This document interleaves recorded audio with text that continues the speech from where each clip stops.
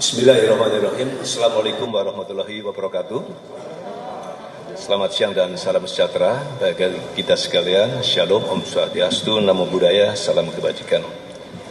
Yang saya hormati rekan-rekan tim sus hadir lengkap. Yang saya hormati rekan-rekan media yang sudah hadir, terima kasih atas kehadirannya. Rekan-rekan sekalian, atas izin Bapak Kapolri, Bapak Kapolri selalu menekankan kepada tim sus bahwa untuk mengungkap kasus pembunuhan berencana terhadap almarhum Brigadir J, ungkap seterang-terangnya. Kemudian beliau menambahkan, kedepankan scientific crime investigation. Itulah yang dikerjakan. Oleh karena itu, penyidik dari tim sus ini bekerja maraton, terutama kepada 4 tersangka, yaitu FS, KM, RE, dan RE, secara maksimal melengkapi pemberkasan perkaranya. Kemarin sudah dilaksanakan gelar untuk dilaksanakan kelengkapan berkas perkara. Terhadap keempat tersangka ini, penyidik insya Allah selesai ini akan menyerahkan berkas perkara 4 tersangka tersebut kepada kejaksaan selaku JPU, jaksa penuntut umum. Selesai rilis ini. Selanjutnya rekan sekalian, tim sus khususnya dalam pemeriksaan khusus per hari ini kita telah melaksanakan pemeriksaan khusus terhadap anggota-anggota kita sebanyak 83 orang. Kemudian yang sudah direkomendasi untuk di penempatan khusus sebanyak 35 orang yang sudah direkomendasikan. Yang sudah melaksanakan patsus, yang sudah ditempatkan khusus sebanyak 18, tapi berkurang 3. Berkurang 3 yaitu 1 FS karena sudah jadi tersangka, RR juga sudah jadi tersangka, dan RE karena sudah menjadi tersangka.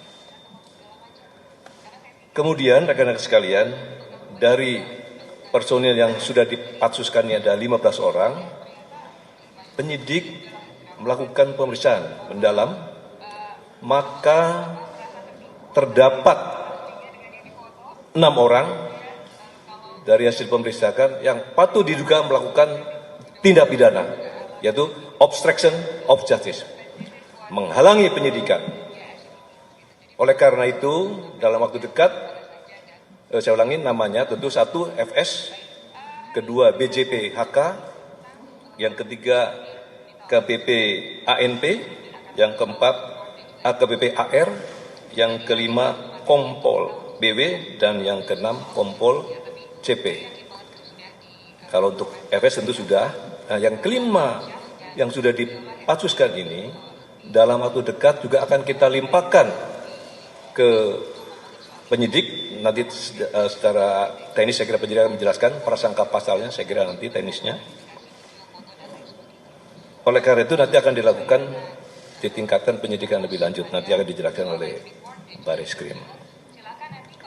Rekan-rekan sekalian, penyidik juga telah melaksanakan pemeriksaan mendalam dengan scientific crime investigation, termasuk dengan alat bukti yang ada, dan sudah dilakukan gelar perkara, maka penyidik telah menetapkan saudari PC sebagai tersangka.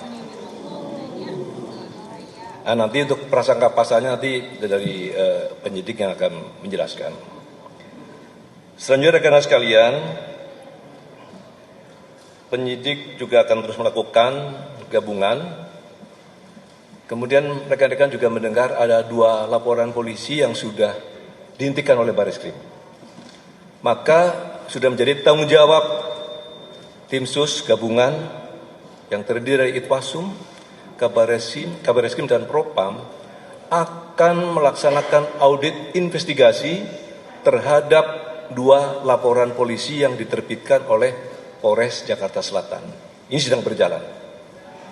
Nah, tentu hasilnya nanti berikutnya. Tapi intinya dengan telah dihentikan dua elemen tersebut, kita akan lakukan pendalaman melalui audit investigasi. Inilah poin-poin yang dapat saya sampaikan. Tentunya ke depan tim sus terus akan melakukan pemeriksaan terhadap anggota-anggota yang memang waktu diduga terlibat dalam kasus pembunuhan berencana terhadap almarhum Brigadir J.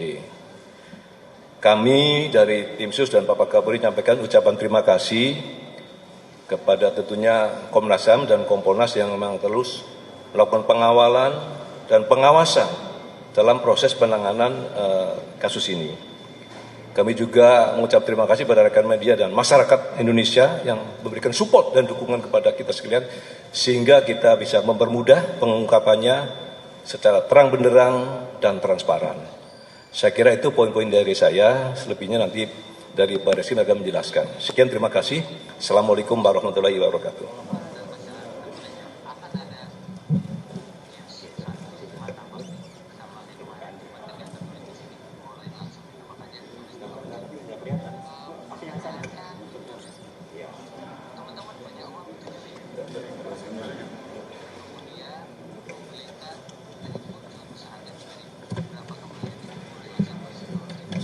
Selamat siang teman-teman media yang kami hormati, Pak Ketua Tim, Bapak Irwasum, dan seluruh anggota tim. Atas izin beliau, saya menyampaikan secara langsung terkait dengan hasil perkembangan penyidikan kasus pembunuhan berencana terhadap Brigadir Joshua. Dari serangkaian proses penyidikan yang telah dilakukan sampai dengan hari ini, penyidik telah melakukan pemeriksaan sebanyak 52 orang saksi,